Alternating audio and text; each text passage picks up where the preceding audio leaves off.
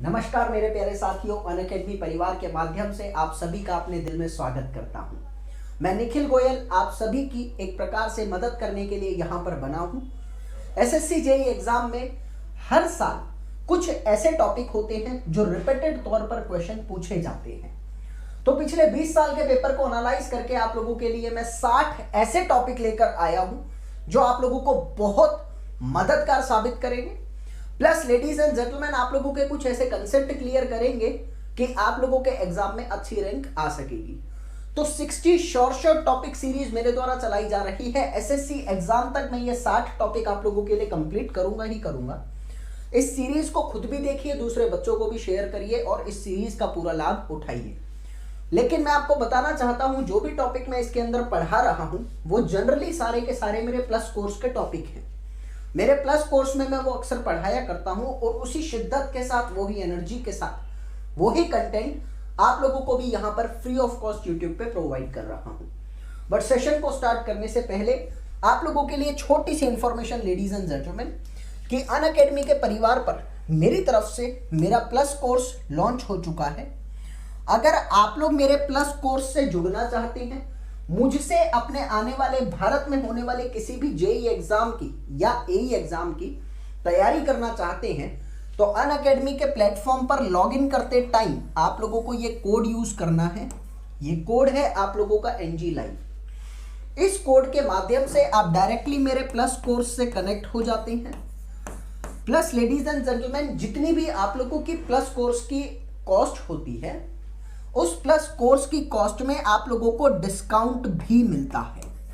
तो discount avail करवाने के लिए मुझसे अपनी जेईई की टेक्निकल और मेरी टीम से नॉन टेक्निकल तैयारी करने के लिए आप इस कोड को यूज कर सकते हैं, that is NG live code.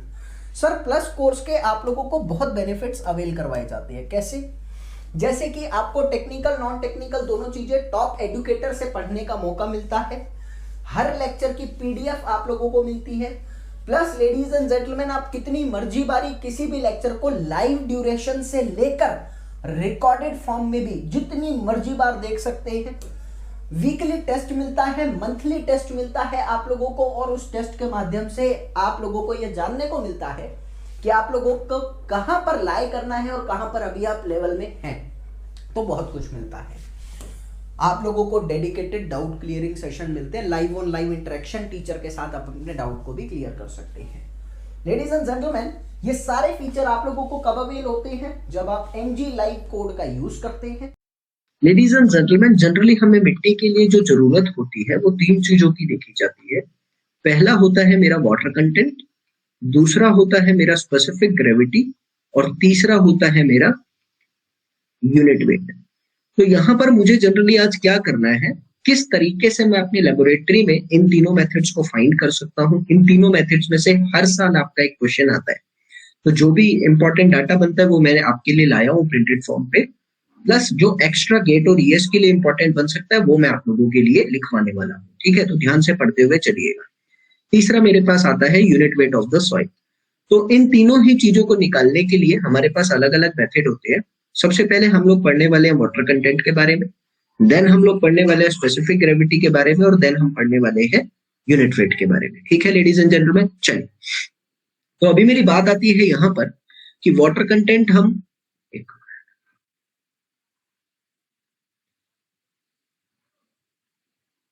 हाँ जी, वाटर कंटेंट हम किन किन मेथड से निकाल सकते हैं। सबसे पहला मेरे पास मेथड आता है, that is known to be as the pycnometer bottle method. दूसरा मेरे पास आता है ओवन ड्राई मेथड। तीसरा आता है सैंड बाथ मेथड। चौथा आता है अल्कोहल मेथड। पांचवा calcium carbide method. Sixth one is the radiation method and the seventh one is the torsion balance method. इन सब के बारे में मैं आपको थोड़ा बहुत बताता रहूंगा, और आप लोग अपना डाटा जो है वो वन लाइनर से लिखते रहेंगे। ठीक है, देखिए सबसे पहले मेरी बात आती है कि मैं वाटर कंटेंट निकालता कैसे हूं, उस बारे में चर्चा करते हैं। नाउ लेडीज एंड जेंटलमैन, सबसे पहले मेरी बात आती है वाटर कंटेंट निकालते कैसे। मैंने कहा मेरे पास एक फॉर्मूला होता है वाटर कंटेंट निकालने का, that is known to be as the weight of water over the weight of dry soil. कोई डाउट नहीं है। Now ladies and gentleman, have a concentration here that कि अभी मान लो मेरे पास एक मिट्टी है, एक ओवरव्यू दे रहा हूं, ओवरव्यू से समझते हुए चलेंगे। मैंने कहा मेरे पास एक मिट्टी है, इस मिट्टी का वजन मैंने करा W1 और ये मिट्टी कैसी है, that is the moist sand. इस मिट्टी के अंदर कोई ना कोई पानी है। इस मिट्टी को मैंने क्या करा, इस मिट्टी को मैंने ड्राई अप कर लिया, ओवन में करा, उबाला, गर्म करा, कुछ भी करा, मिट्टी को सुखा लिया। जब मैंने मिट्टी को सुखाया तो मिट्टी में मेरे पास क्या बचेगा, सिर्फ ड्राई सॉइल बचेगा। ड्राई सॉइल का मेरे पास आ गया वजन W2। If somebody asked me to find the water content from this soil, then I can say that weight of the water कितना था, पहले वाली सॉइल में से अगर W2 माइनस कर देता हूँ तो मुझे पता है मेरा पानी का वजन आ जाएगा। इस मिट्टी के अंदर दो चीजें हैं, सॉइल है और वाटर है। इस मिट्टी के अंदर सिर्फ सॉइल है, तो सॉइल प्लस वाटर में से सॉइल घटा दूंगा तो वाटर बचेगा ना। मैंने कहा, मैंने लिख दिया W1 माइनस में W2। एक ओवरव्यू दे रहा हूँ, फिर अलग अलग मेथड पे आऊंगा। अपॉन में wait of the dry soil कितना था, W2 था इंटू 100। जल्दी से मुझे बस ये बताओ कि हाँ इसमें कोई दुविधा नहीं है, ये ओवरव्यू बेसिक टर्म आपको क्लियर है। Got it. अभी वाटर कंटेंट निकालने के लिए सबसे पहला मेथड जो मैं आप लोगों को पढ़ाने वाला हूं, that is known to be as the oven dry method. Now ladies and gentleman, ये ओवन ड्राई मेथड में हम करते क्या है, हमारे पास एक सॉइल होती है, उस सॉइल को हम ले लेते हैं और उस सॉइल में पानी भी होता है, सॉइल भी होती है। उस सॉइल को 24 घंटे तक ओवन में गर्म किया जाता है 105 से 110 डिग्री सेल्सियस पर। ये आपको याद रखना है। गर्म करने के बाद वो सॉइल सूख जाती है, फिर उसका वजन कर लेता हूं, that is known to be as what, that is known to be as the mass of the soil. यहाँ पे कंटेनर का मास ले रखा है, वो भी लिख देते हैं। मैंने कहा मास of the empty container plus wait soil का मास M2 था, कंटेनर का मास M1 था, और ड्राई सॉइल का जो मेरा मास था दैट इज M3 मास। ठीक है, मैंने यहां पर लिखा लेडीज एंड जेंटलमैन, अगर मुझे यहां पर वाटर का मास निकालना है तो क्या होगा भाई, वेट सॉइल में से ड्राई सॉइल माइनस कर दे तो मास ऑफ द वाटर आ जाएगा, और ड्राई सॉइल में से कंटेनर हटा देता हूं तो mass of the total dry soil आ जाएगा, इंटू 100 कर दिया। किसी तरह की दुविधा नहीं, ये मेरे पास वाटर कंटेंट परसेंटेज टर्म में आ गया। मेजर चीज यहां पर जो मुझे गौर फरमानी होती है, अब देखिए यहां पर आप सभी को पता है कि आपकी जो मिट्टी है वो बहुत सारी तरीके की होती है, organic soil, inorganic soil, gypsum containing soil, और भी क्ले सॉइल आ जाती है, सैंड सॉइल आ जाती है, अलग अलग तरीके की मिट्टी चलती रहती है। जनरली कैटेगरीज क्या है मैं आपको समझाना चाहता हूं। जब आप बात करते हैं अपनी ऑर्गेनिक सॉइल की, जब आप बात करते हैं अपनी ऑर्गेनिक सॉइल की, तो ऑर्गेनिक सॉइल का मतलब होता है आपके सॉइल के अंदर पेड़ पौधे हैं, डेड सेल मास है। मैंने आपको ये चीज पहले भी बताई। अब जाहिर सी बात है कि पेड़ पौधे जब होंगे तो ज्यादा गर्म करूंगा तो पेड़ पौधे जलने के चांस बनते हैं, और जिस मिट्टी में आग लग जाती है, आग लगने की वजह से टेम्परेचर बढ़ता है, टेम्परेचर बढ़ने की वजह से मिट्टी के अंदर की कोहेजन डिस्ट्रक्ट हो जाती है, बिल्कुल खत्म हो जाती है। जब कोहेजन डिस्ट्रक्ट होती है तो जाहिर सी बात है मैं वहां से कह सकता हूं मेरे प्यारे बच्चे कि आपकी मिट्टी के अंदर की जो वजूद थे वो खत्म होते जा रहे हैं, पावर, स्ट्रेंथ सब खत्म होती जा रही है। क्यों? आग लगने की वजह से। आग कब लगी? जब ज्यादा गर्म करा। आग किस में लग रही है? ऑर्गेनिक मैटर में, और आग लगने को इंग्लिश में कहता हूं ऑक्सीडेशन ऑफ ऑर्गेनिक मैटर। तो ये बोला गया है आपको, पहला पॉइंट जो एसएससी जेईई 2018 2019 दोनों साल पूछा गया कि most accurate method of the water content कौन सा, that is the most accurate method in organic soil के लिए। टेम्परेचर में ऐसी कोई दिक्कत नहीं है, उसमें तो कोई ऐसी पेड़ पौधे नहीं होते हैं, तो आप उसको गर्म कर सकते हैं 105 से 110 डिग्री सेल्सियस पे 24 घंटे के लिए। लेकिन ऑक्सीजन ऑर्गेनिक सॉइल के अंदर पेड़ पौधे होते हैं, तो due to the oxidation of the organic matter डर लगता है, तो हम उसको 60 डिग्री से ज्यादा पे गर्म नहीं करते। ठीक है, तो ये लिख देते हैं due to oxidation of organic matter. ये रीजन आप लोगों को पता होना चाहिए। चलिए, उसके बाद मेरे पास आता है, अगर मेरी मिट्टी के अंदर जिप्सम है, जिप्सम सबको पता है ना भाई, कैल्शियम सल्फेट होता है, तो टेम्परेचर 80 डिग्री सेल्सियस से ज्यादा नहीं होना चाहिए, क्योंकि वहां पर आपका वाटर ऑफ क्रिस्टलाइजेशन हो सकता है, due to water of crystallization. अब ये क्या होता है वाटर ऑफ क्रिस्टलाइजेशन, जरा समझना। मैंने कहा लेडीज एंड जेंटलमैन, आपके पास अभी जो पानी है, ये पानी जो है that is known to be as the calcium sulphate dot 2H2, यानी ये पानी आपके कैल्शियम सल्फेट के साथ तुरंत जुड़ा हुआ है। कहने का मतलब उसके केमिकल फॉर्मूले में आ रहा है, पानी अलग से नहीं जुड़ रहा, पानी उसके साथ बिल्कुल मिक्स है, हर हालत में मिक्स है, उसके केमिकल फॉर्मूले में मिक्स है, अलग से नहीं देख सकते आप पानी को कभी भी। मैंने कहा लेकिन उसमें पानी है।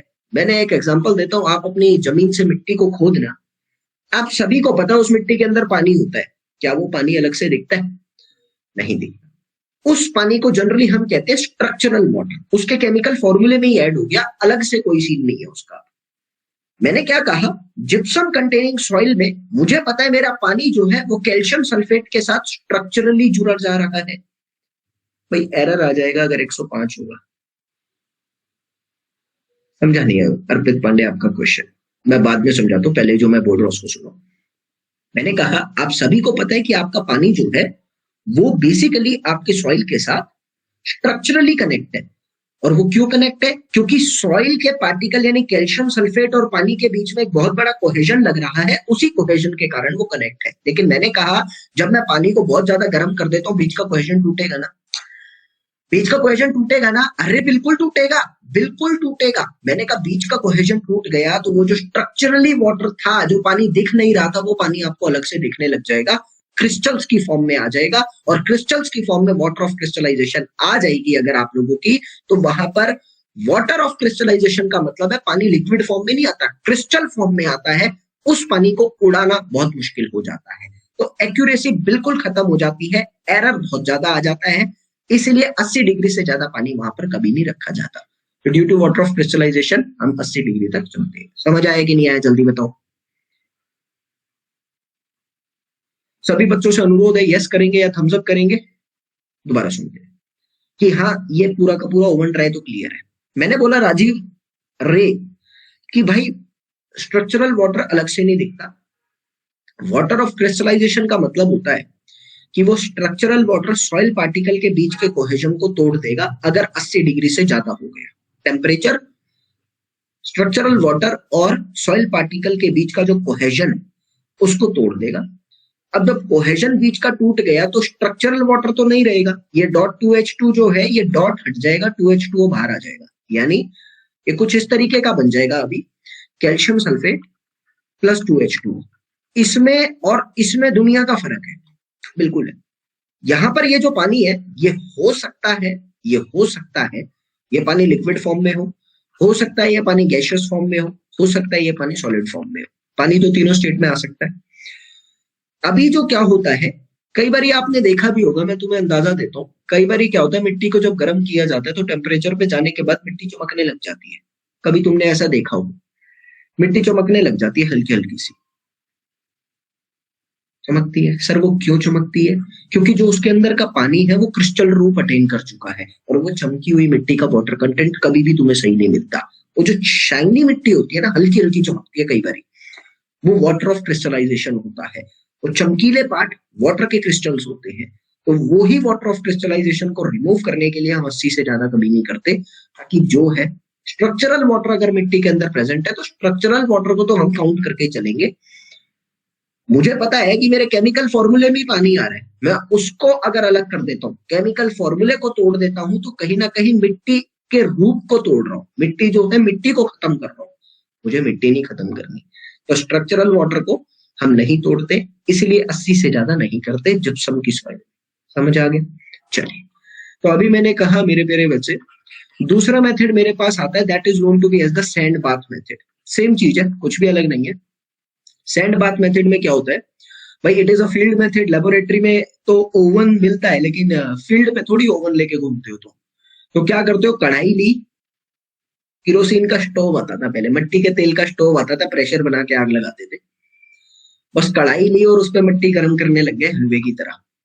पहले मिट्टी ली थी, गीली थी, बाद में सूख गई है, वाटर कंटेंट निकालना तुमको आ ही चुका है।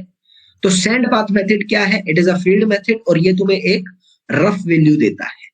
It gives the rough value of the water content. Temperature पे कोई कंट्रोल नहीं रहता तुम्हारा। जब तुम्हारा कोई टेम्परेचर पे कंट्रोल नहीं रहता तो जाहिर सी बात है ऑर्गेनिक सॉइल के लिए कभी यूज नहीं कर सकते, क्योंकि वहां तो 60 डिग्री से बड़ा टेम्परेचर होने के चांस बनते हैं, मिट्टी खराब है। तो इसीलिए हम इसको इनऑर्गेनिक सॉइल के लिए जनरली यूज करते हैं। क्लियर है? चलिए, सैंड बाथ मेथड भी समझ आ गया। मेजर चीज आती है सैंड बाथ मेथड के लिए कि ये थोड़ा सा आप लोगों को इनएक्यूरेट रिजल्ट देने के चांस बनते हैं। तो मोस्ट एक्यूरेट तो वैसे भी ओवन ड्राई हो गया, एक्यूरेसी की बात करूं तो सैंड ड्राई थोड़ा सा इनएक्यूरेट आप लोगों के लिए रहता है। तीसरा मेथड आप लोगों के पास जो आता है, that is known to be as alcohol method. एक एक करके सारे पढ़ाऊंगा, पिक्नोमीटर भी पढ़ाऊंगा। ऑर्गेनिक सॉइल है, इनऑर्गेनिक है, फील्ड में पता कैसे करेंगे सर? अरे जिस मिट्टी में पेड़ पौधे प्रेजेंट हो, बहुत ज्यादा पानी हो, या बहुत ज्यादा चिपचिपी मिट्टी होती है, अगर चिपचिपी मिट्टी को ऑर्गेनिक सॉइल का जनरली नाम देते हैं, पेड़ पौधे होने की वजह से ऑक्सीजन कंटेंट ज्यादा होता है तो उसको कहते हैं। और अगर पेड़ पौधे हैं तो दिख ही रहा है फिर तो। Inorganic soil rough and tough देखने को मिलती है, ठीक है। होता क्या है, अल्कोहल मेथड के अंदर आप अपनी मिट्टी के अंदर एक उसको मिलाते हो, अल्कोहल को मिलाते हो सॉइल प्लस में मिथाइलेटेड स्पिरिट, सॉइल प्लस में मिथाइलेटेड स्पिरिट आप मिलाते हो।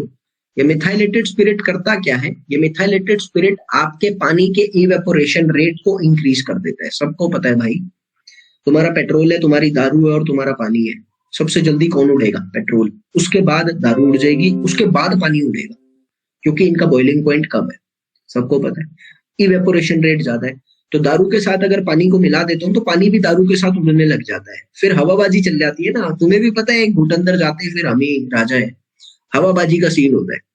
तो वो हवाबाजी जब दारू मुझे उड़ा देती है तो पानी तो जी के है मतलब आप एहसास कर सकते हैं, जब दारू इंसान को उड़ा देती है तो पानी तो चीज ही क्या है। तो मतलब इवेपोरेशन रेट इंक्रीज हो जाता है। It gets evaporated when it's come in contact with oxygen. Simple सी बात है भाई। ये कौन सोच विमर्श करने लग गया इस कमेंट के ऊपर? अब तुम्हारी जो फिलोसफी चलती है ना वो ये चलती है, भाई साहब सर भी अंदाज लगने वाली लग रही है, लगाते होंगे सर भी, ये सब मत सोचिएगा, ठीक ना। तो ये फिलॉसफी है मत लगाना बिल्कुल भी, ये जस्ट एक कमेंट होता है माहौल चेंज करने के लिए। अब इससे मेरे कैरेक्टर को मत छोड़िएगा बिल्कुल भी, ठीक है ना। और मेरी नजर में जो पीता है वो गंदा नहीं होता भाई। रोटी भी तो नशा करती है ना। किसी से इश्क करते हैं वो भी तो एक नशा है। चाय भी, बढ़िया बोला, चाय भी एक नशा करती है। तो दारू ने ऐसे कौन से गुनाह करे हैं? तो पीना कोई गलत आदत नहीं है, अपनी अपनी सबकी सोच है। बाकी चलो आगे चलते हैं, ठीक है। सॉइल में जब हम मिथाइलेटेड स्पिरिट मिलाते हैं तो इवेपोरेशन रेट बढ़ जाता है, पानी जल्दी जल्दी उड़ता है। फिर उसके बाद वाटर कंटेंट निकालने का फॉर्मूला मुझे पता ही है। जनरली हम इस मेथड को, मेरे प्यारे बच्चे, इनऑर्गेनिक सॉइल के लिए यूज करते हैं और बहुत एक्यूरेट रिजल्ट नहीं देता, लेकिन हाँ थोड़ा बहुत एक्यूरेसी इसमें देखने को मिल जाता है। अभी मेरी बात आती है मेरे प्यारे बच्चे, एक छोटा सा पॉइंट इसी के लिए आप लोग लिख लो, काम आएगा। इस सॉइल को कभी भी जिप्सम कंटेनिंग सॉइल के साथ भी नहीं यूज करा जाता, क्योंकि जिप्सम रिएक्ट कर जाता है। this method is not preferred for the gypsum containing soil, is not preferred for gypsum containing soil.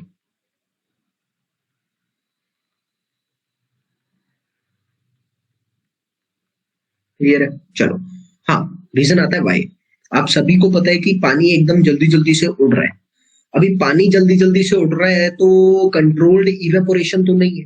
Controlled evaporation नहीं है तो जाहिर सी बात है बच्चे, आपके स्ट्रक्चरल वाटर पे भी इफेक्ट देखने को मिल जाता है। तो due to the effect over the structural water, we are not going to use this method in the gypsum containing soil. Rajiv Ray, are you getting this? Please say yes. Calcium carbide method आता है। Calcium carbide का क्या scene होता है? Calcium carbide को बोला जाता है CaC2। CaC2 को जब पानी से रिएक्ट करा जाता है तो ये calcium oxide plus calcium oxide या calcium hydroxide, depend on the quantity of the water, बनाता है, प्लस एसिटाइलिन गैस बनाता है। ये क्या है? इसको बोला जाता है एसिटाइलिन गैस। अब मेरी बात को समझते हुए चलना, एसिटाइलिन गैस है भाई, मुझे पता है मेरा जितना ज्यादा पानी होगा उतनी ज्यादा गैस निकलेगी, जितना ज्यादा पानी होगा मिट्टी के अंदर उतनी ज्यादा गैस होगी, और जितना ज्यादा गैस होगा उतना ज्यादा गैस का प्रेशर होगा, जितना ज्यादा गैस होगा उतना ज्यादा गैस का प्रेशर होगा। तो मैं क्या करता हूं बेसिकली, लेडीज एंड जेंटलमैन, यहां पर मैंने कहा कि मैंने अपनी मिट्टी के अंदर पानी डाला था, उसी मिट्टी में मैंने कैल्शियम कार्बाइड डाल दिया था, और जितना ज्यादा गैस निकल रहा है उसके प्रेशर को मेजर करता हूं और उसी प्रेशर से पता लगाता हूं कि बेसिकली मेरी मिट्टी के अंदर पानी कितना है। Are you getting the point? This is an indirect method, this is an indirect method. Indirect method है और इनडायरेक्ट मेथड की मदद से हम अपने वाटर कंटेंट को निकालते हैं। अब देखिए बहुत जल्दी जल्दी होता है, it is the quickest method. इसके लिए आपको वर्ड याद रखना है, that is the quickest method. सबसे जल्दी आपको ये देखने को मिलता है। SSC JEE 2018 का क्वेश्चन 2019 में तो नहीं आया था, 18 में आया था ये। कि टाइम कितना होता है और क्विकेस्ट मेथड कितना होता है। It is a field test, yes you can say that, lab में भी कर लो फील्ड में भी कर लो, ऐसी कोई क्लासिफिकेशन इसकी दी नहीं गई है, तो आप जहां मर्जी इसको कर सकते हैं। ठीक है बच्चे,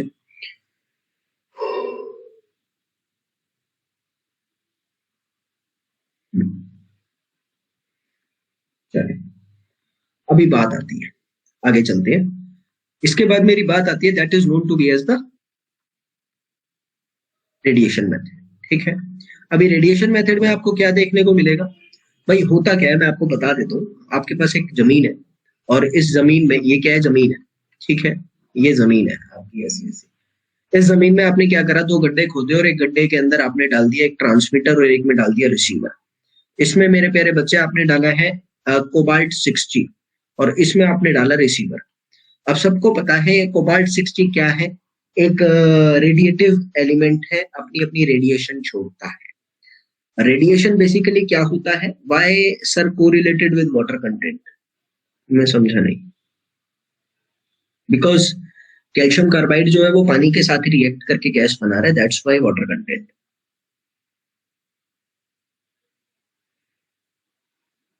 बिकॉज कैल्शियम कार्बाइड जो है वो पानी के साथ रिएक्ट करके ही बना रहा है ना, that's why water content.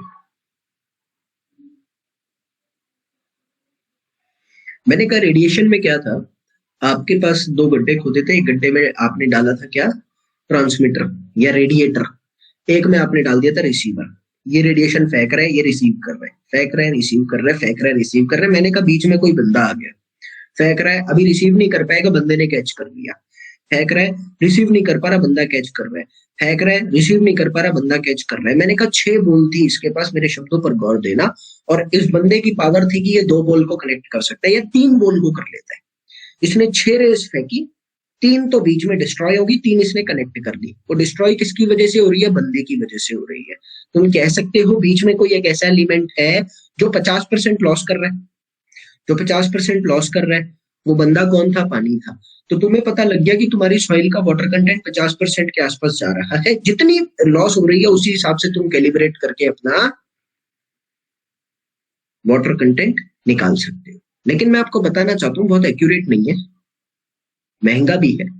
Generally हम इसको, जहां हमारे थर्मल प्लांट्स होते हैं, जहां हमारे एटॉमिक रिसर्च सेंटर होते हैं, वहां पे हम इसको जनरली यूज करते हैं बनाने के लिए, ठीक है ना।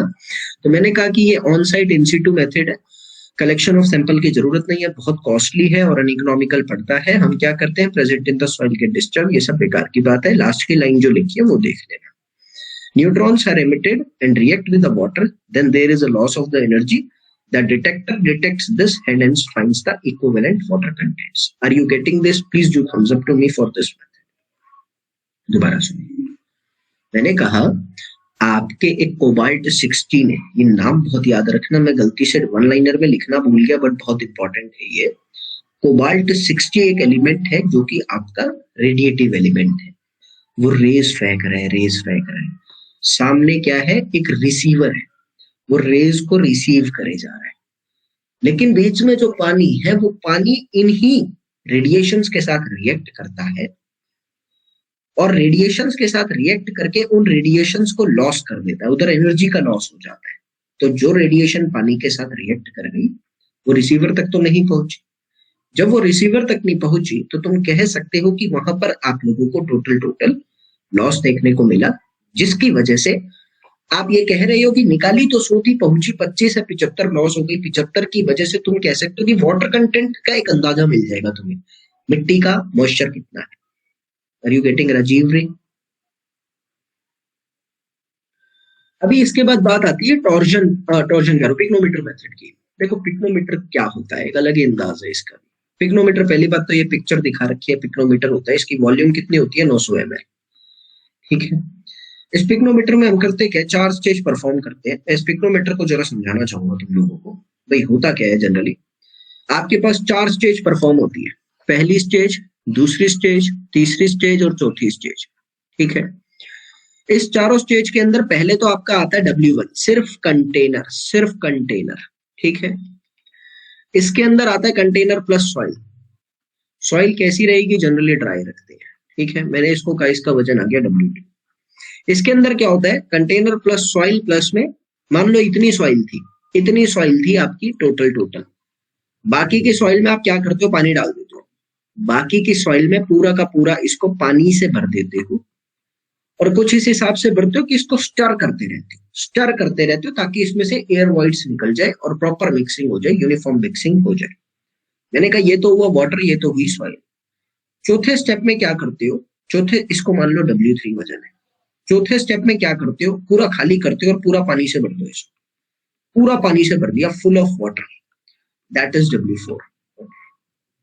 निकालना क्या है, डेरिवेशन चाहिए क्या, जल्दी बताओ, डेरिवेशन चाहिए क्या बच्चे? अच्छा चल ले लेना, अभी मैं फॉर्मूला लिख दूं। वाटर कंटेंट का फॉर्मूला होता है, सबसे पहली बात तो इस मेथड को हम कब यूज करते हैं, जब तुम्हें अपने स्पेसिफिक ग्रेविटी की वैल्यू पता होती है। ये चीज तुमको पता होनी चाहिए। इस मेथड को तुम कब यूज करते हो, कहाँ गया ये रहा, जब तुम्हें स्पेसिफिक ग्रेविटी की वैल्यू पता होती है, लिखा हुआ है ऑलरेडी। ये फॉर्मूला बनकर आता है m2 minus m1 upon m3 minus m4। अब ये m2 m1 मैं तुमको बता चुका हूँ क्या है, container plus dry soil plus में कंटेनर प्लस में पूरा पानी भरा हुआ बाकी का, और चौथे में कंटेनर प्लस में वाटर, ठीक है ना। M1 M2 M3 M4 देखिए एंटी क्लॉकवाइज डायरेक्शन में आप चल रहे हैं। ये एक बहुत अच्छी ट्रिक लगी है मुझे, जरूरी ये सही बनती है फॉर्मूला याद करने में। एंटी क्लॉकवाइज डायरेक्शन में 1 2 3 4 चलता है, G-1 अपॉन G माइनस में 1 into 100। डेरिवेशन अभी करवा देता हूँ, मेजर चीज ये है। अभी तक कोई डाउट तो नहीं है, जल्दी से थम्स अप करेंगे, अभी तक कोई डाउट तो नहीं है। चल अभी बात आती है कि इसकी डेरिवेशन हमें किस तरीके से देखने को मिलती है। मैंने कहा लेडीज एंड जेंटलमैन, गौर फरमाते हुए चलना, काम की तो है नहीं, बट बच्चे ने डिमांड करी है तो पूरी कराएंगे। सबसे पहले मेरे पास यहाँ पर आता है कि आप लोग कह सकते हो कि अगर आप लोगों का मास ऑफ द सॉलिड जो है, मास ऑफ द सॉलिड जो है लेडीज एंड जेंटलमैन, वो अगर आप मान के चल रहे हो यहाँ पर MT, ड्राई सॉइल और सॉलिड बराबर है, तो तुम लिख सकते हो वॉल्यूम ऑफ द सॉलिड क्या होगा। वॉल्यूम ऑफ द सॉलिड क्या होगा, यहाँ पर मैंने यहाँ पर लिख दिया MD by gamma W into में G into gamma W। Are you getting, gamma की जगह रो। ये समझ आया भाई? देखो क्या होता है, आप सभी को पता है कि वॉल्यूम इज इक्वल टू में मास अपॉन डेंसिटी होता है, और डेंसिटी किसकी, सॉलिड की। मैंने कहा मैं इसको लिख सकता हूँ G इज इक्वल टू में गामा D बाय रो W, तो G रो D की जगह G रो W लिख दिया। क्लियर है? चलो अब मुझे एक चीज तो पता है कि यार ये जो सॉलिड की वॉल्यूम है, एक्चुअली में इतने ही वॉल्यूम का अगर मैं वाटर लेना चाहूं तो वो बराबर होगा। मैंने कहा वॉल्यूम ऑफ द वाटर जो है equal to volume of the solid, volume of the water equal to volume of the solid. कहने का मतलब समझना है, मैं लिख नहीं पा रहा इसको। Volume of the water equal to that of, ऐसा लिख देता हूं, equal to that of volume of the solid, equal to that of volume of the solid. क्या होगा, वो ही वॉल्यूम ऑफ द वाटर जो वॉल्यूम ऑफ द सॉलिड के बराबर है, उसकी भी सेम ही वॉल्यूम होगी। ऑब्वियसली मैंने कहा बिल्कुल होगी। और अगर मैं इतने ही मास का, मतलब ये जितना भी वॉल्यूम ऑफ द सॉलिड आ रहा था, इतनी ही वॉल्यूम के पानी का वजन लेना चाहूं, तो मैं लिख सकता हूं that will be equal to weight of the water equal to weight of the water having volume equal to solid volume के बराबर जिसकी वॉल्यूम होगी उसका वजन क्या होगा, मैं लिख सकता हूँ वॉल्यूम इनटू डेंसिटी होता है। यानी वॉल्यूम तो पानी की आ रही थी इतनी, और उसकी डेंसिटी कितनी आ रही थी, गामा W। मैंने गामा W से गामा W काट दिया, बचा क्या मेरे पास अभी, मैंने कहा total weight of the water जो बच रहा है मेरे पास, weight of the water having volume equal to volume of the solid. वो क्या आ रहा है मेरे पास, मैंने इसको लिख दिया that will be equal to MD by G के बराबर। यहां तक मेरे ख्याल में आप लोगों को दुविधा नहीं है, ये बेसिक सी चीज थी। नाउ हैव अ कंसंट्रेशन, ये थोड़ा सा निकल कर आएगा अभी मैं इसको ऐसा लिखूंगा, M4 जो है वो क्या है, M4 को समझते हुए चलना। M4 पूरा पानी है, मुझे पता है अगर मैं पूरे पानी को देखता हूं तो भाई इसको मैंने दो पोर्शन में डिवाइड कर दिया। ये ऊपर वाला जो इसका पानी का पोर्शन है, थर्ड वाले रीजन का, वो तो चौथे और तीसरे में है ही। अगर मैं देखूं तो ये मेरे पास क्या है, ये है मेरे पास वाटर, ये है मेरे पास सॉइल। और मैं अगर इस W3 में से सॉइल को हटाकर, शब्दों पर गौर देंगे, पूरे W3 में से सॉइल को हटाकर इस सॉइल की जगह पानी का वजन ऐड कर देता हूं तो ये चौथे के बराबर आ जाएगा। मेरी बात को समझे, मैंने कहा चौथे में से सॉइल को हटाकर, MD को हटाकर और पानी का वजन ऐड कर देता हूं, पानी का वजन ऐड कर देता हूं तो ये चौथे के बराबर आएगा। ध्यान से समझो, ध्यान से समझो सारे बच्चे। देखो डेरिवेशन दे रहा हूं तो ढंग से समझना, नहीं तो कोई फायदा नहीं है। चौथा किसके बराबर आएगा, तीसरे में से सॉइल हटा दी और उस सॉइल की जगह उतनी ही वॉल्यूम के पानी का वजन ऐड कर दिया तो वो पूरा पानी हो गया, पूरा पानी चौथे के बराबर है। मैं यहां से सॉल्व करने के बाद इसको MD की वैल्यू निकालूंगा और MD की वैल्यू आ रही है M3 minus M4 G of G minus 1। ये आ रही है मेरे पास MD का वैल्यू, यानी मास ऑफ द ड्राई सॉइल आपने G की टर्म्स में निकाल दिया। ठीक है, तुम्हें पता है तुम्हें निकालना है क्या, वाटर कंटेंट, पानी का वजन निकालना है भाई। पानी कैसे निकालेंगे, ये तो बहुत आसान है। मैं यहाँ से लिख सकता हूँ लेडीज एंड जेंटलमैन, पानी का वजन अगर मुझे निकालना है तो मैंने कहा M2 में से कंटेनर का मास माइनस कर दो और उसमें से सॉलिड हटा दो। क्या लिख रहा हूं मैं ये, मैंने कहा पानी का वजन क्या था, M2 में से M1 हटाया तो ये तो आ गया सॉइल, और सॉइल में से सॉलिड हटा दिया तो पानी बच गया। Are you getting me? तो अभी MD का वैल्यू उठा के डाल दूंगा ऊपर से नीचे। MD का वैल्यू जब ऊपर से नीचे डालेंगे तो M4 आ जाएगा ना आपके पास, आपको पता है लेडीज एंड जेंटलमैन। अब तो काम हो गया। वाटर कंटेंट होता है mass of the water by mass of the dry soil. You can write it as M2 minus M1 minus MD upon में MD. You can write it as M2 minus M1 upon MD minus में 1. You can write it as M2 minus M1 upon M3 minus M4 into में G minus 1 by G minus 1 into 100. Are you getting Arpit?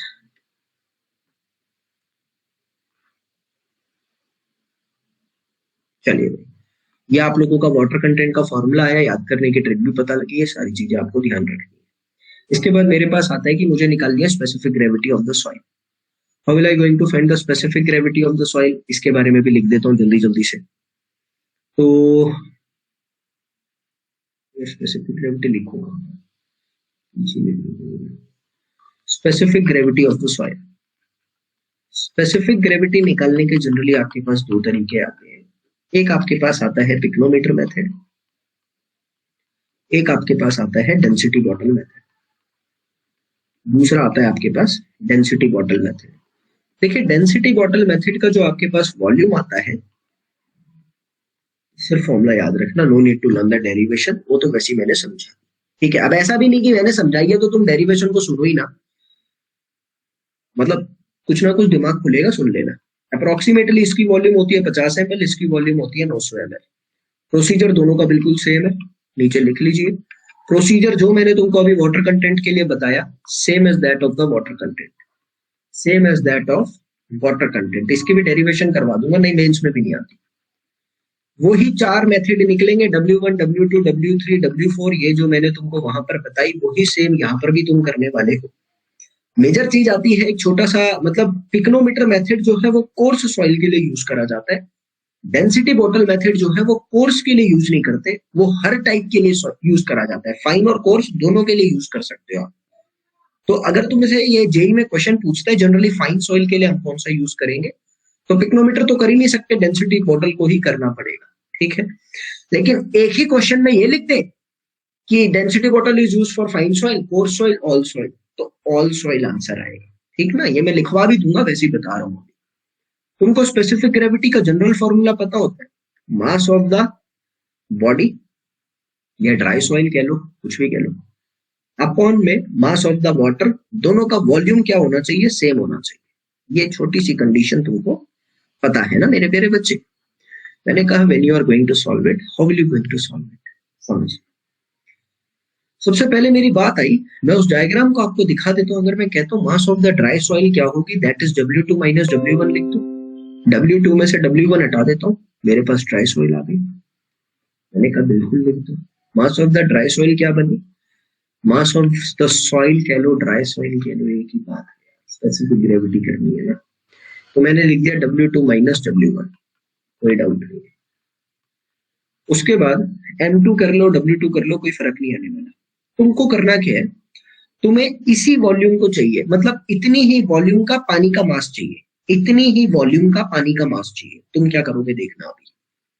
मैंने क्या करा मेरे प्यारे बच्चे, पूरे में से मैंने W1 माइनस कर दिया तो पानी का वजन आ गया।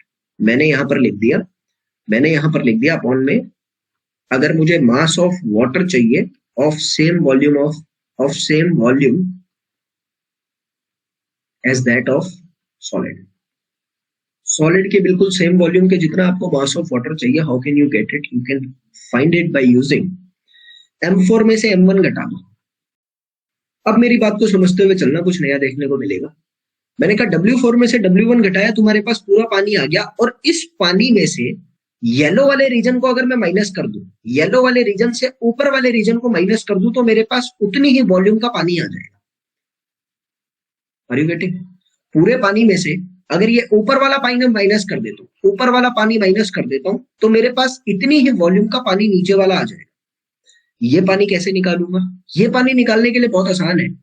W3 में से अगर W2 को पूरा घटा दूं, W3 में से W2 घटा दूं, तो मेरे पास ऊपर वाला पानी आ जाएगा। तो मैं लिख सकता हूं ना यहां पर, W3 में से W2 को घटा दो, ऊपर वाला पानी आ गया, और ऊपर वाले पानी को पूरे पानी में से माइनस कर दो, तो नीचे वाला पानी आ गया। तो मैंने कहा तुम्हारा स्पेसिफिक ग्रेविटी क्या निकलेगा? W2 माइनस W1 अपॉन में W4 माइनस W1 माइनस में W3 minus W2। Are you getting ladies and gentleman? जल्दी बताएंगे।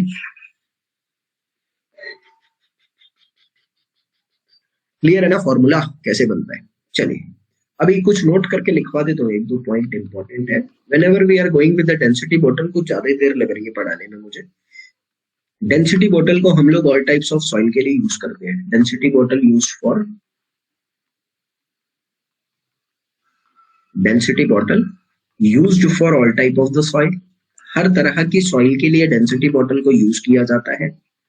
Plus ladies and gentleman, pycnometer method, pycnometer bottle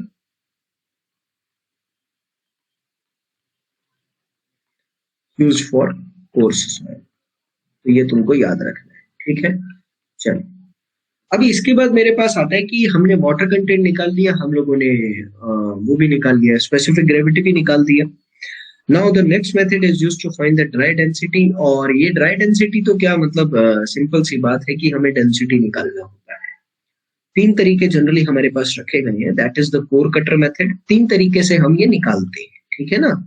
unit weight generally यह मुझे निकालना है बेसिकली, फिर मैं उन तरीकों से सारी चीजें निकाल।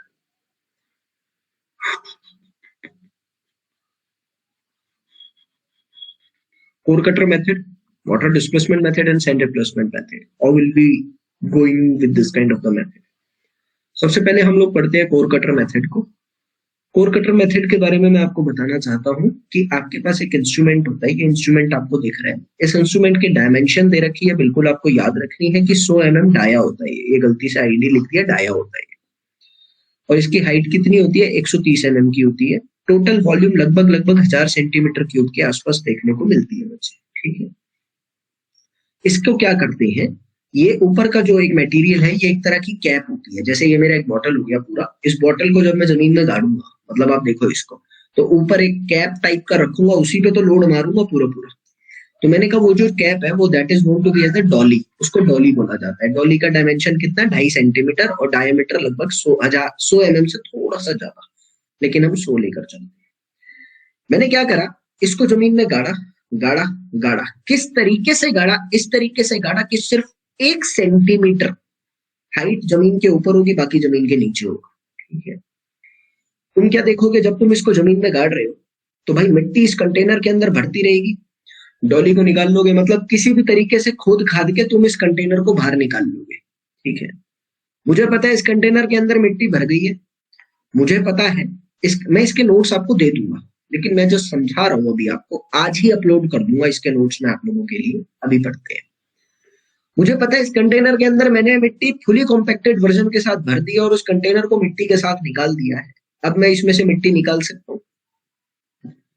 उस मिट्टी का वजन कर सकता हूँ। मैंने कहा उस मिट्टी का वॉल्यूम भी पता है, उस मिट्टी का वजन भी पता है। वेट पर यूनिट वॉल्यूम की मदद से क्या मैं अपनी गामा को निकाल सकता हूँ? जल्दी बताएंगे बच्चे। आपको वजन भी पता है, आपको वॉल्यूम भी पता है, वेट पर यूनिट वॉल्यूम की मदद से आप उसका गामा निकाल सकते हैं। Obviously that is the basic method. ठीक है, आपने गामा निकाल दिया। नाउ लेडीज एंड जेंटलमैन, उसी मिट्टी का वाटर कंटेंट भी तो निकाल सकते हो भाई। उसी मिट्टी को आपने थोड़ी बहुत मिट्टी ले ली, उसमें से उसका वजन कर लिया, सुखा दिया, फिर वाटर कंटेंट तो इजीली तुम निकाल सकते हो उसी मिट्टी का, बिल्कुल निकाल सकते हो। मैंने कहा उसी मिट्टी का वाटर कंटेंट भी पता है, उसी मिट्टी का तुमको गामा भी पता है, क्या तुम उसका ड्राई यूनिट वेट निकाल सकते हो इस रिलेशन के माध्यम से? बिल्कुल निकाल सकते हो। अब जब तुमको ड्राई यूनिट वेट भी पता लग गया, स्पेसिफिक ग्रेविटी तुमने पहले निकाल दी उस मिट्टी की। मैं तुम्हें 2 मेथड पढ़ाकर आया हूं, उसमें स्पेसिफिक ग्रेविटी निकाल चुके हो। स्पेसिफिक ग्रेविटी पता है, गामा डी पता है, क्या तुम वॉइड रेशियो भी निकाल सकते हो? निकाल सकते हो। यानी कोर कटर मेथड से तुम जनरली बल्क यूनिट वेट निकालते हो, लेकिन इनडायरेक्टली तुम ड्राई यूनिट वेट भी निकाल सकते हो, वाटर कंटेंट भी निकाल सकते हो, वॉइड रेशियो भी निकाल सकते हो।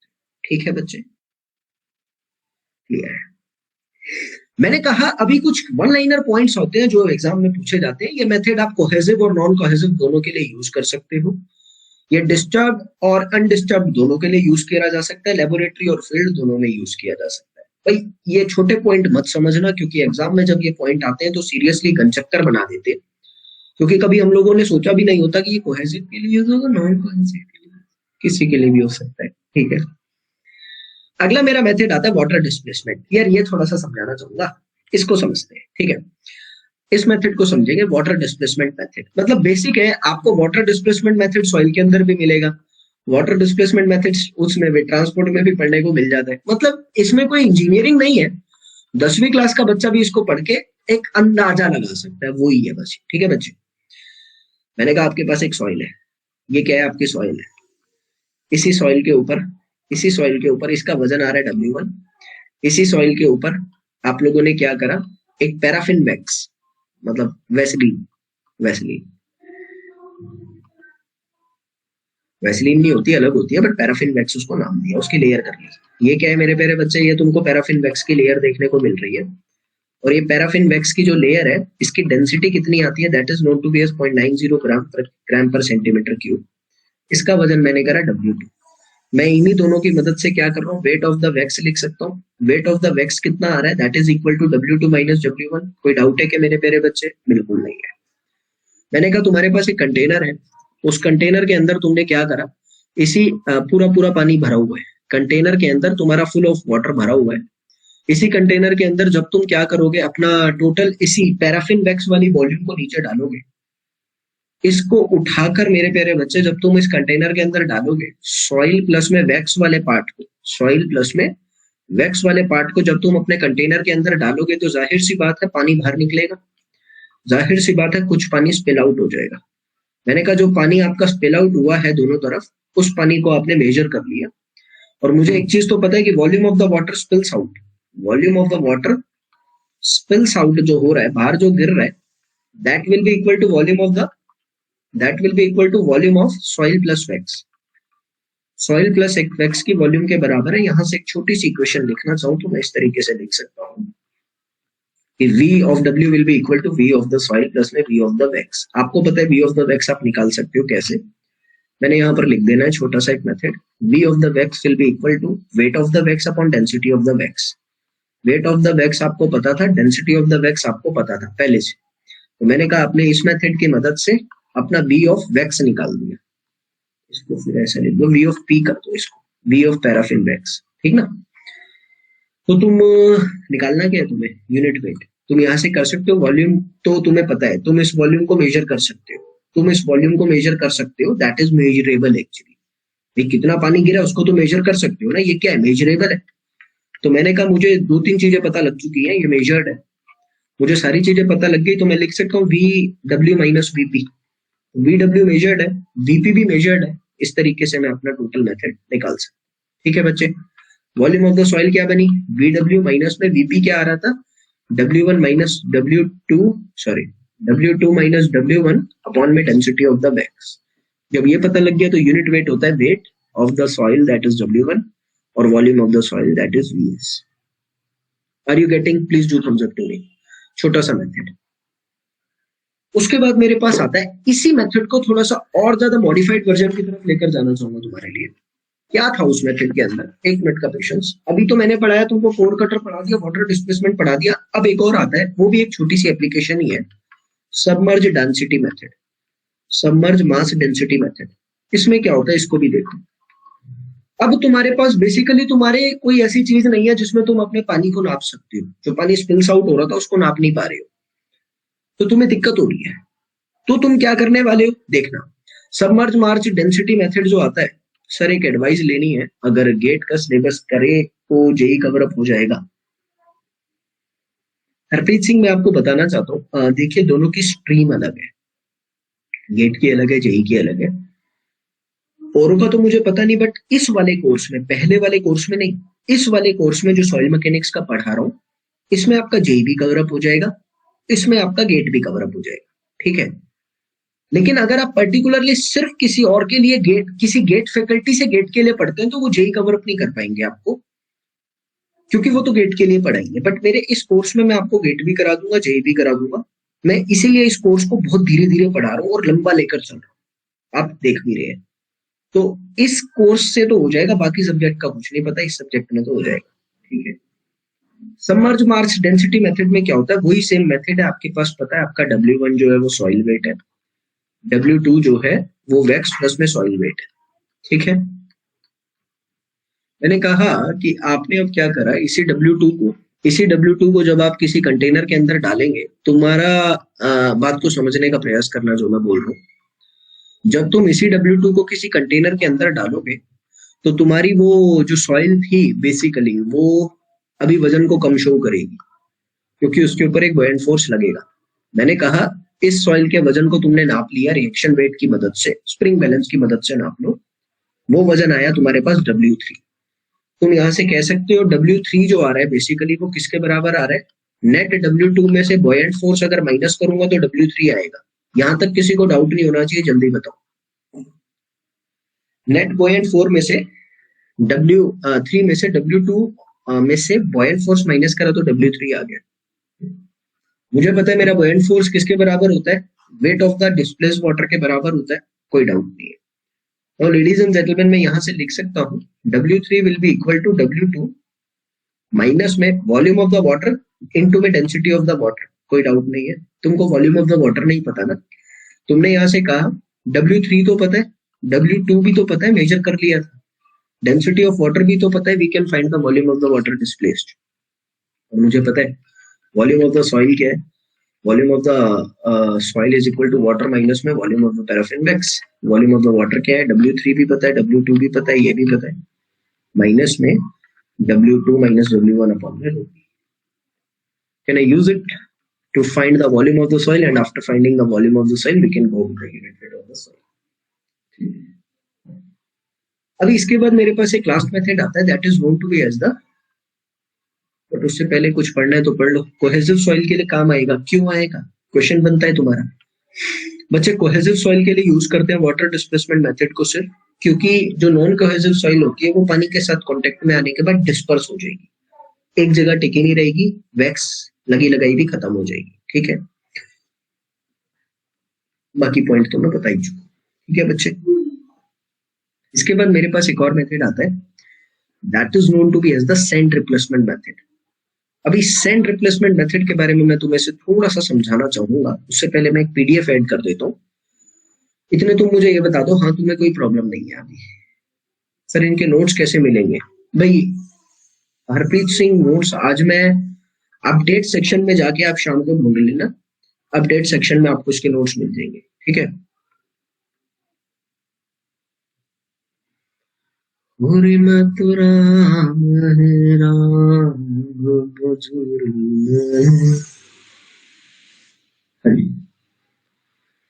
सैंड रिप्लेसमेंट मेथड को पढ़ने से पहले थोड़ा दिमाग से लगाइए कि बहुत मुश्किल मेथड पड़ जाएगा नहीं तो। 2 स्टेजेस में सैंड रिप्लेसमेंट मेथड को परफॉर्म किया जाता है। पहली स्टेज आती है जिसके अंदर हम अपनी सैंड की डेंसिटी को निकालते हैं, सैंड का यूनिट वेट निकालते हैं, यूनिट वेट ऑफ डेंसिटी बस। और दूसरी स्टेज आती है मेरे पास जिसके अंदर हम अपनी सॉइल के यूनिट वेट को निकालते हैं, ठीक है। तो फर्क आता है दोनों के अंदर, कैसे कैसे देखेंगे। सबसे पहले तो हम क्या करते हैं, पहली स्टेज परफॉर्म करेंगे। पहली स्टेज के अंदर हम लोग अपनी सैंड को लेंगे, जो कि सैंड मेरा कैसा कैसा होना चाहिए, ऑब्जेक्टिव पॉइंट ऑफ व्यू से इंपॉर्टेंट है, याद रखना चाहिए, जिसका साइज 1 mm से 600 माइक्रोन के बीच होना चाहिए। 1 mm से पास हो जाए, 600 माइक्रोन पे रुक जाए, दैट इज दिस, ठीक है। आगे मेरी बात आती है, यहां पर मेरे पास 3 डिवाइस होती है, ध्यान रखेंगे।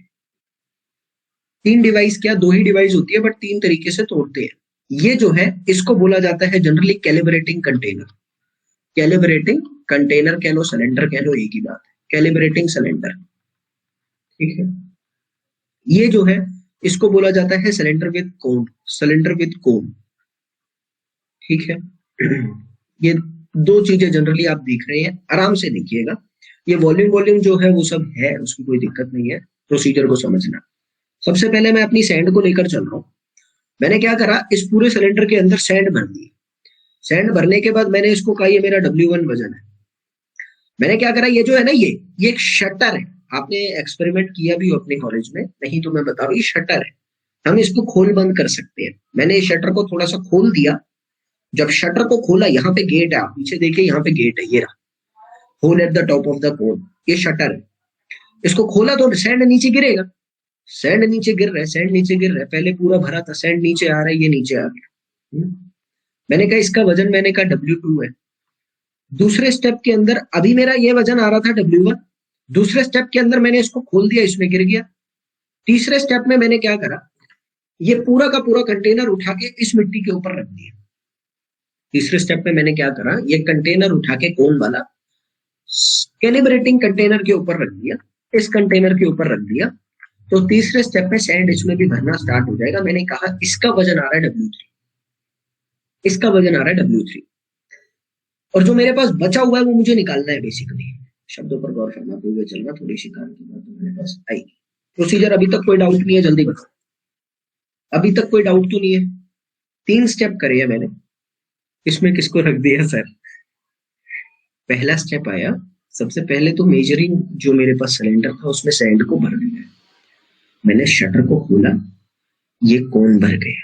उसके बाद मैंने अपने इंस्ट्रूमेंट को उठा के कैलिब्रेटिंग कंटेनर के ऊपर रख दिया, इस कंटेनर के ऊपर रख दिया।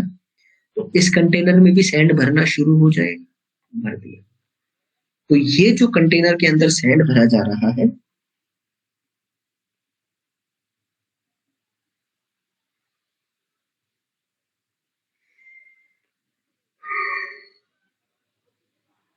इसको मैंने कहा W3, ठीक है।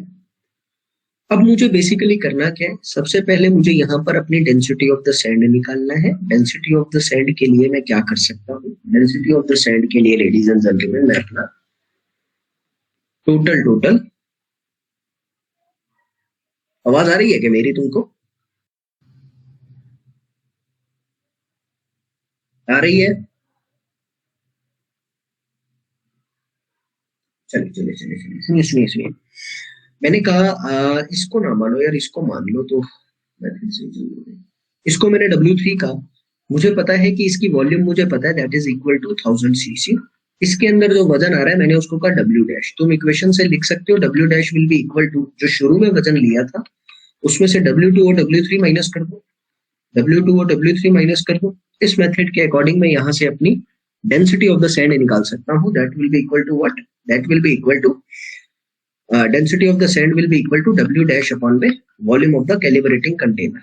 वो मुझे पता था, that is equal to 1000 cc है, कोई प्रॉब्लम नहीं है। अब आ जाओ उसके बाद के स्टेप पे। पहली स्टेज पूरी हो गई, अब दूसरी स्टेज शुरू करूंगा। दूसरी स्टेज ये मैंने जो परफॉर्म कर रखा है ये बेकार है, उसकी जरूरत नहीं पड़ेगी। अब दूसरी स्टेज में क्या करा, जमीन फील्ड में चला गया। फील्ड में जाने के बाद मैंने फील्ड में गड्ढा कर दिया, उसमें से मिट्टी निकाल दी सारी की सारी, और ये मिट्टी यहाँ पे जमा कर ली। ये मिट्टी जो है जमा कर दी, ठीक है। इस मिट्टी का वजन कर लूंगा बाद में, लेट इट बी द मिट्टी का वजन है W4। मिट्टी का वजन क्या है, W4 है, ठीक है। अब क्या करा, ये जो मेरे पास सिलेंडर था, उस सिलेंडर को उठा के मैंने इसके अंदर डाल दिया, उस सिलेंडर को उठा के मैंने इसके अंदर डाल दिया। अब तुम्हें समझ में आ रहा होगा, सिलेंडर को उठा के जैसी शटर को ओपन करा, मेरी सारी की सारी मिट्टी इस जगह के अंदर आके भर गई। कोई डाउट तो नहीं है?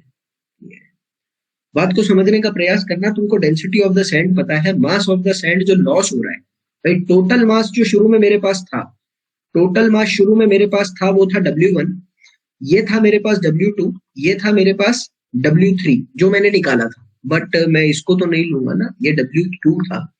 मैंने कहा जो वजन मेरे पास निकल कर आ रहा है फाइनली, उसको मैंने कहा W3 डैश। मैं ये वजन निकाल सकता हूँ, ये वजन निकाल सकता हूँ मिट्टी का, let it be the W4 dash. मैंने कहा W डबल डैश कह लो, 4 मत करो इसको। W डबल डैश क्या आएगा, मैंने यहां से लिख दिया that will B W1 minus W2 minus W3 dash, ये आ गया। और मुझे W पता लग गया तो मैं यहां से वॉल्यूम निकाल सकता हूँ भाई। वॉल्यूम ऑफ द पिट क्या होगी, that will be equal to volume of the sand field. Volume of the sand field के बराबर होगी।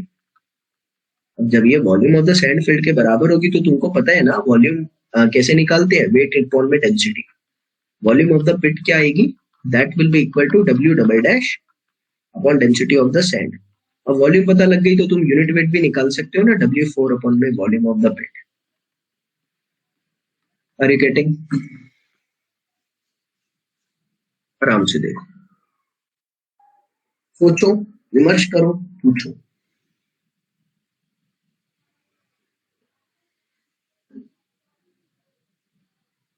कुछ कुछ, अबे कुछ कुछ क्या था, कितना होल किया, वो जितना मर्जी करो, तुम्हारी मर्जी, जितना मर्जी करो, सैंपल तुम्हें लेने ना, जितना मर्जी करो। कुछ कुछ नहीं, पूरा कुछ करिए, क्योंकि कुछ कुछ अगर आया तो दिक्कत रहेगी।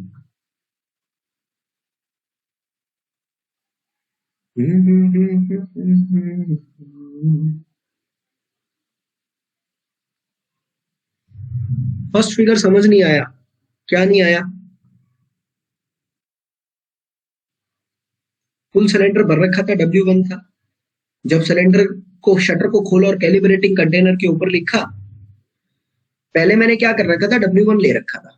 W1 का शटर खोला, कैलिब्रेटिंग कंटेनर के ऊपर रखा, सारी मिट्टी कंटेनर में आगे भर गई। तो मैंने कहा कंटेनर में जो मिट्टी भरी है उसका वजन मुझे निकालना है। जो मिट्टी बची उसको मैंने कहा W3, जो मिट्टी कोन में भरी वो आई W2। ठीक है, तो तुम कह सकते हो कि W डैश जो निकला, जो कंटेनर में भरा, उसका वजन अगर पता लग जाए तो तुम कह सकते हो ना, ये आएगा टोटल में से W2 W3 हटा दूंगा तो टोटल वजन आ गया इसका। उसके बाद वॉल्यूम से डिवाइड करने के बाद डेंसिटी आ गई। अब दूसरे स्टेप में मैंने क्या करा, गड्ढा कर दिया, गड्ढे के अंदर की जो मिट्टी निकली उसको निकाल दिया और उसका वजन कर लिया W4। लेकिन मुझे इस गड्ढे का वॉल्यूम नहीं पता, क्योंकि यूनिट वेट निकालने के लिए वॉल्यूम पता होना चाहिए। वॉल्यूम कैसे निकालूंगा, मुझे पता है डेंसिटी पता है, वॉल्यूम निकल सकती है अगर सैंड का मदद लूं। मैंने क्या करा, उसी कंटेनर को जो पूरा भरा हुआ था, पहले जो पूरा भरा हुआ था W1, उसी को गड्ढे के ऊपर रख दिया। अब क्या हुआ, गड्ढे के ऊपर जब मैंने रखा, पहले कैलिब्रेटिंग कंटेनर था, अब गड्ढा है, तो जो बचा उसको W3 डैश का, जो कोन में गया वो W2 हो गया, जो इसके अंदर आया उसको W डबल डैश का नाम दिया। मैंने कहा W डबल डैश क्या होगा, जो इनिशियल था उसमें से W2 और W3 डैश माइनस कर देता हूँ, W डबल डैश आ गया। मुझे पता है ना यार, जो इसके अंदर सैंड भरी है उसकी वॉल्यूम और गड्ढे की वॉल्यूम बराबर है, तो सैंड की वॉल्यूम निकालने के लिए वजन को डेंसिटी से डिवाइड कर देता हूँ सैंड की, वो आ गया। और गड्ढे की वॉल्यूम भी पता लग गई तो गामा आ गया, आ गया, आ गया। चले, एक छोटी सी शायरी, थोड़ा माहौल बन जाएगा। मंजिल तो मिल ही जाएगी, भटक कर तो सही, मंजिल तो मिल ही जाएगी, भटक कर ही सही, गुमराह तो वो है जो घर में बैठे। Are you getting? बड़ी प्यारी लिखी थी, कल मैं एक किताब पढ़ रहा था, उसमें मैंने ये पढ़ी थी। दोबारा सुनेंगे, आपको समझ नहीं आई, आई थिंक सो। देखिए, मंजिल तो मिल ही जाएगी, भटक कर ही सही, गुमराह तो वो है जो घर में बैठे हैं, जो रास्ते पर नहीं निकले उनसे बड़ा गुमराह कौन है, ये। ठीक है, तो अभी आगे चलते हैं फिर। तो अभी मैंने आप लोगों को ये सब पढ़ा दिया, वो कुछ पॉइंट थे इससे रिलेटेड, वो पॉइंट आप लोगों के साथ डिस्कस कर देता हूँ से। भाई, कौन सी सैंड से यूज किया जाता है जनरली, एनोर सैंड यूज करी जाती है। जो मिट्टी मैंने बताई, साइज मैंने तुम्हें बताया, उसको तमिलनाडु में जनरली पाई जाती है। ठीक है, हार्ड और ग्रेवरली सॉइल के लिए जनरली इसको यूज करते हैं। अभी डिटर्मिनेशन पूरा हुआ भाई। अभी पार्टिकल साइज क्लासिफिकेशन करवा देता हूँ जल्दी जल्दी से, थोड़ी बहुत तो करा ही देता हूँ, बाकी आगे करनी पड़ेंगे। देखिए पार्टिकल साइज डिस्ट्रीब्यूशन की अगर मैं बात करता हूँ,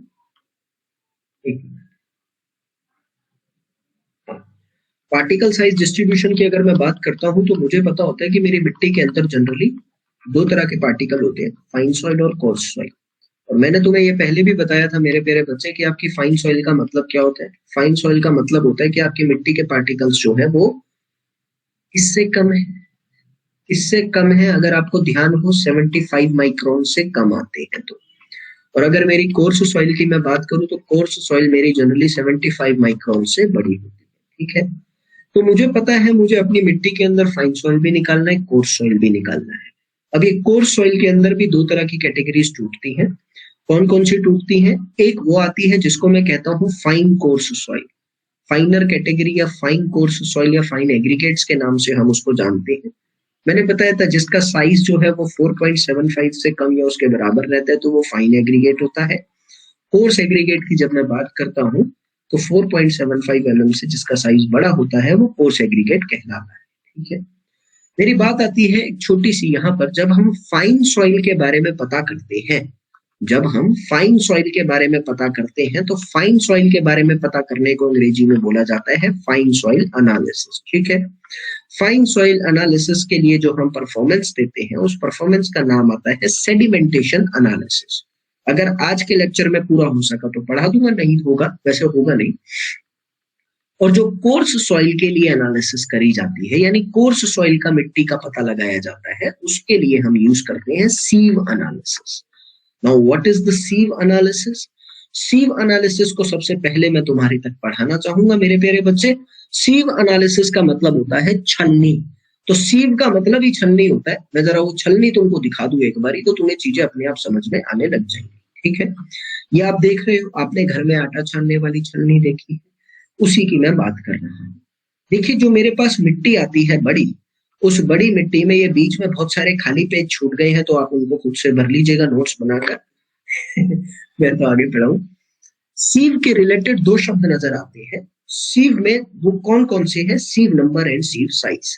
सीव नंबर का मतलब होता है जो 1 स्क्वायर इंच में जितनी भी ओपनिंग आ रही है, आप इस पिक्चर को अगर गौर से देख रहे हैं जनाब तो आपको दिख रही होगी, इस पर्टिकुलर 1 इंच बाय 1 इंच में जितने भी आपकी ओपनिंग्स आ रही है, 1 2 3 4 5 6, आप अगर इसको गौर से देख रहे हैं तो आपको दिख रही होगी 1 2 3 4 5 6, और यहां पर भी 1 2 3 4 5 6, यानी इसके अंदर टोटल 36 ओपनिंग आ रही है। तो इसका सीव नंबर कितना हो गया? 36 हो गया। इसका सीव नंबर कितना हो गया? 36 हो गया। ठीक है ना, तो सीव नंबर आ गया। सीव साइज क्या होता है? सीव साइज कहलाता है जो आपकी ये ओपनिंग का साइज है, साइज ऑफ ओपनिंग। ये जो एक ओपनिंग आपको देखने को मिल रही है, एक ओपनिंग, इस एक ओपनिंग का जो आपका साइज आ रहा है ये कहलाएगा आपका सीव साइज। ठीक है, ये आपको ध्यान देना है। तो सीव नंबर क्या था? It is the number of the opening in 1 square inch. Sieve size, it is the size of the opening of the given sieve. Data important क्या बनता है आपके ऑब्जेक्टिव के लिए? For a sieve of 75 microns, sieve number 200 होता है। आपको याद करना है तो कर लीजिए। बाई चांस किसी ने भूले भटके पेपर सेट करने वाले ने क्वेश्चन दे दिया था, आज तक एक ही बार आया है। और मैं आपको बताना चाहूंगा ऐसे तो हजारों सीव निकल कर आती है, हजारों नंबर थोड़ी याद करे जाते हैं। ये कोई क्वेश्चन बनता भी नहीं है, मैं आपको बताऊं। ये वो उसकी स्टेट ऐसी बनी होगी कि पीछे से प्रेशर होगा, आज मेरे को पेपर देना है और उसके पास कोई क्वेश्चन नहीं बचे होंगे, दिमाग में नहीं आ रहे होंगे, तो उसने ये दे दिया। बट ये कोई क्वेश्चन नहीं है। ठीक है, तुम याद कर लो एक लाइन है क्या जा रहा है। As per the Indian standard maximum size जो होता है वो 100 mm का होता है और मिनिमम साइज 45 माइक्रोन्स का होता है। बट प्रैक्टिकली हम लोग 75 माइक्रोन्स का यूज करते हैं। ठीक है, क्योंकि 45 माइक्रोन्स की जो सीव होती है उसमें आपकी चोकिंग होने के चांस होते हैं और हमारी सॉइल की क्लासिफिकेशन सिल्ट से नीचे फाइन आ जाती है ना, तो हम 75 का यूज करते हैं। ये चीज क्लियर है? कुछ भी कोई याद नहीं रखता सर इतना, रखना भी नहीं है। इंजीनियर बन रहे हो, मान लिया मैं तुम संविधान के मुताबिक चल रहे हो, रट्टू तोते बन रहे हो, लेकिन इतने भी रटेंगे थोड़ी कि यार अपना नाम भी एक बार को ये लगने लग जाए कि हाँ ये तो रटा था, भूल गया। तो वो नहीं करना। सबसे अच्छी कौन सी होती है? सर देखिए, फील्ड में जो सॉइल यूज होती है ऐसा कभी भी अच्छा गंदा नहीं होता। मेरे देश की मिट्टी सोना उगले, और जिस मिट्टी में से सोना उगल जाए वो मिट्टी गंदी हो ही नहीं सकती। यहाँ तो हर मिट्टी में सोना है। तो मैं तुमको बताना चाहता हूँ, हर किसी की कंडीशन के अकॉर्डिंग हर किसी सॉइल की प्रॉपर्टी होती है, अच्छा गंदा कुछ नहीं है। ठीक है। पार्टिकल्स सीव एनालिसिस की बात करते हैं, कब यूज करते हैं? जब पार्टिकल 75 माइक्रॉन्स पर अटेन कर जाते हैं। मैंने तुम्हें बताया ग्रेवल कोर्स हो जाता है, ग्रेवल फ्रैक्शन कोर्स सॉइल को बोला जाता है, कोर्स सॉइल जो 4.75 mm पे अटेन करते हैं। हम फील्ड में गए थे, वो कहते सैंड अच्छी है। उनसे पूछना था ना, सर सैंड के ऊपर घर नहीं बनता मेरा, तो मेरे लिए तो बेकार हो गई। सर हरप्रीत सिंह, आपको पूछना था ना, सैंड के ऊपर घर नहीं बनता, मेरे लिए तो बेकार हो गई। देखो मैं आपको बताऊं, चाहे मैं हूं, चाहे तुम हो, चाहे हमारा कोई सीनियर हो, चाहे हमारे जूनियर हो, आगे जाके वो भी बड़े होंगे, एक भारतीय वातावरण में एक अहम शब्द आता है जिसमें आता है मैं। तो जब कोई जूनियर सीनियर से क्वेश्चन पूछता है ना, तो सीनियर को ये बोलने में बड़ी शर्म आती है कि ये मुझे याद नहीं है। सच बोल रहा हूं मैं ये बात। कई बार हम भी ऐसा कर देते हैं, बट ज्यादातर मैं कोशिश करता हूँ कि मैं नहीं कर दूं, क्योंकि यार मैं कोई एनसाइक्लोपीडिया थोड़ी हूँ, मैं कोई गूगल थोड़ी हूँ जो हर चीज मेरे अंदर स्टोर है। भूल गया भाई। लेकिन सरकारी जो इंजीनियर होता है ना, इसके अंदर एक अहंकार होता है, मैं सरकारी इंजीनियर हूं, मुझे तो याद होगा। सच बोल रहा हूं मैं भाई।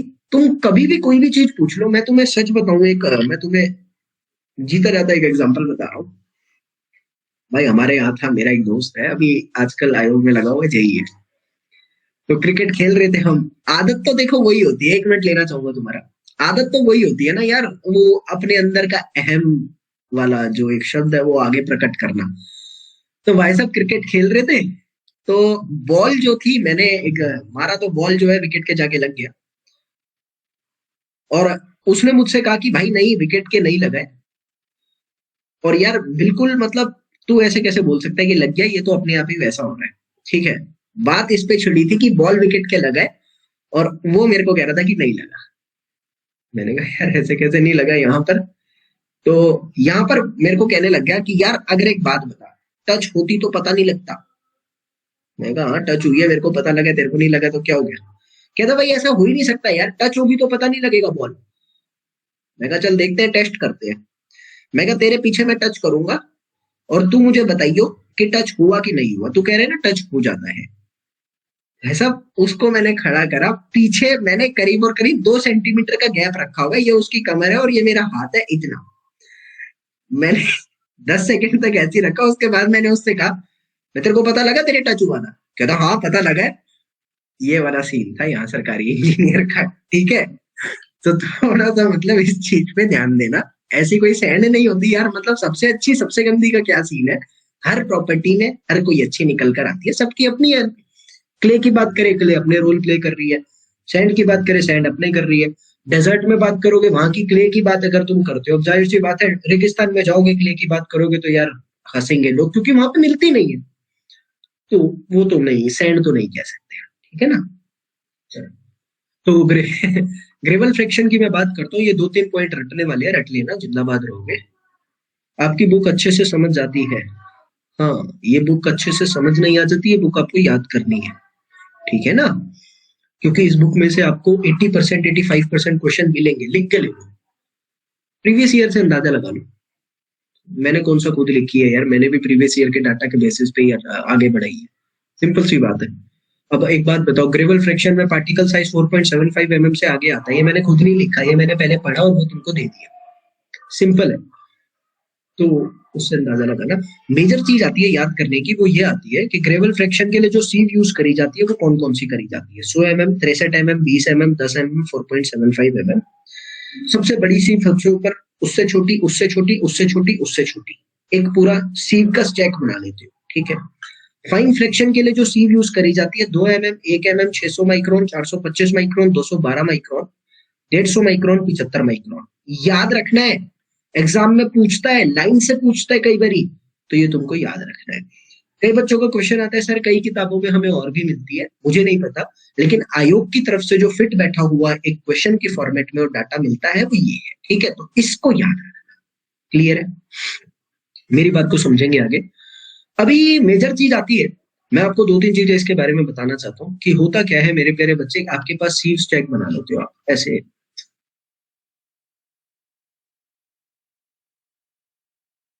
ऐसे ऐसे ना सीव के स्टैक बना लेते हो, सीव के ऐसे स्टैक बना लेते हो आप लोग। सीव के स्टैक क्या बनाते हो यहाँ पर, मेरी बात को समझते हुए चलना। आपका सबसे ऊपर मान लो 100 mm आ रहा है, ठीक है, सबसे नीचे आपका 4.75 आएगा, ऊपर से नीचे तक साइज डिक्रीज होता रहता है। क्लियर है, आप क्या करते हो, सीव के स्टैक बनाने के बाद इसको वाइब्रेट करते हो, वाइब्रेट करते हो, वाइब्रेशन को ब्रैकेट में लिखना चाहूंगा सीविंग, आटा छानते हो ना, वो आटा छान रहे हो यहाँ पर, ठीक है। इसी सीविंग को कितने टाइम तक करा जाता है, 10 मिनट तक करा जाता है, वो तुम्हारी मर्जी है, तुम मशीन से कर लो या हाथ से कर लो, 10 मिनट स्टैंडर्ड टाइम है, याद रखना है। IS 27-20 के अकॉर्डिंग हम लोग इसको लेकर, ठीक है, सारी चीजें क्लियर है। उसके बाद क्या होता है, हाँ शेकिंग, शेकिंग कह लो या सीविंग कह लो, हाँ ये शब्द अच्छा लगा मुझे, शेकिंग कह सकते हैं, ठीक है। बात को समझना अभी, मैंने कहा लेडीज एंड जेंटलमैन, इसके बाद तुम्हें क्या देखने को मिलता है, तुम्हें पता है कि तुम्हारी सीव के ऊपर अलग अलग पार्टिकल्स आएंगे। सबसे पहले बात को सुनना, मैंने कहा 100 ग्राम ऊपर मैंने लिया था, मान लो 100 ग्राम लेने के बाद इस पे जो रिटेन करके आया है, इस पे जो रिटेन कर रहा है वो 5 ग्राम है, इससे नीचे वाली सीव पे 50 ग्राम रिटेन कर गया, ठीक है, उससे नीचे वाली पे कितना कर गया, मान लो 30 ग्राम रिटेन कर गया, और उससे नीचे वाली सीव पे कितना कर गया, 50 3 80 5 85, और इस पर 15 ग्राम कर गया, ठीक है। तुम्हें बोला जाता है परसेंटेज फाइननेस निकालो, ये छोटी सी चीज है, परसेंटेज फाइनर निकालना होता है, यानी कितना फाइन पार्टिकल उस पर्टिकुलर सीव से है। मैंने कहा परसेंटेज फाइनर के क्राइटेरिया को समझने के लिए हमें किस चीज के साथ जाना पड़ेगा, हैव अ कंसंट्रेशन मेरे प्यारे बच्चे। अगर मैं कहता हूं 100 mm से कितना फाइनर पार्टिकल है, परसेंटेज फाइनर देन 100 mm, यानी 100 mm से कितने पार्टिकल फाइनर है, तो तुम क्या करोगे, तुमने कहा टोटल में से, टोटल पार्टिकल में से, टोटल कितना था 100 ग्राम था, उसमें से तुमने क्या करा कि कितने पार्टिकल छन गए, जो पार्टिकल छन गए वो फाइन पार्टिकल, जो पार्टिकल छन कर नीचे गिर गए वो फाइनर ही तो है, बराबर बात है, जल्दी समझ करो, जो पार्टिकल छन गए वो ही फाइनर पार्टिकल है। तो फाइनर कितने हुए, मैंने कहा ये 50 हो गया, 30 हो गया, 15 हो गया, तीनों फाइनर हुए 100 mm से, सम कितना हो गया 95 ग्राम। या तो मैंने कहा या तो ये करो नीचे वालों का सम कर दो, या मैं कहूंगा जो 100 में से रिटेन्ड पार्टिकल है, जो 100 में से रिटेन्ड परसेंटेज है उसको माइनस कर दो, इतने परसेंटेज पार्टिकल जो है वो फाइनर है। मैंने कहा अगर तुमको मैं कहता हूं देन,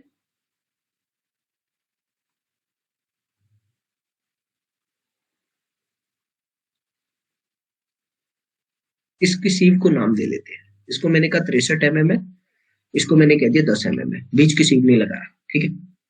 मैंने कहा परसेंटेज फाइनर देन 63 mm, कैसे निकालोगे, 63 mm से परसेंटेज 100 माइनस में 63 पे रिटेन कौन कर रहा है भाई, 63 पे रिटेन कर रहा है 50 ग्राम। अब कॉमन सेंस लगाऊंगा मैं थोड़ी सी यहां पर, जो 50 ग्राम 63 पे रिटेन कर गया, जो उससे ऊपर वाला पार्टिकल है जो बड़ा है वो भी तो रिटेन करेगा। अरे ऑब्वियसली यार, 63 से बड़ा कौन सा है, 50 ग्राम तो है ही है, प्लस 5 ग्राम जो 100 mm पे रोक रहा था वो 63 से भी तो बड़ा है, तो वो भी तो होगा, वो भी तो ऐड करूंगा ना मैं, मेरे को फाइनर निकालना है।